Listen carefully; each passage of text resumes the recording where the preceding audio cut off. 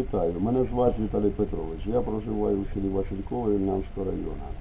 Зараз шукаю роботу слюсара-ремонтника за місцем проживання у Вільнянському районі або у Запоріжжі.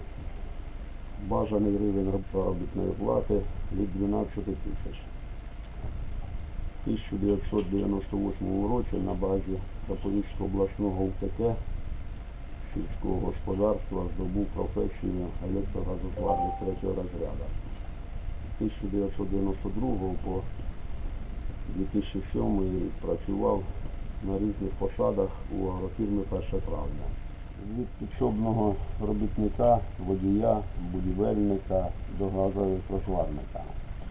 З 2007 по листопад 2019 працював в СВГ Карпенко, слюсарем-ремонтником.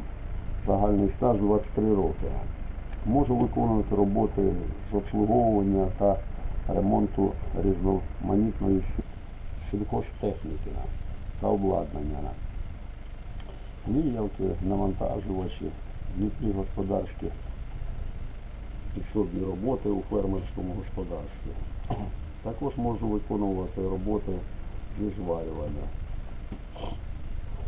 Працюю з ручним та електронним інструментом, верстатним обладнанням, читаю креслення.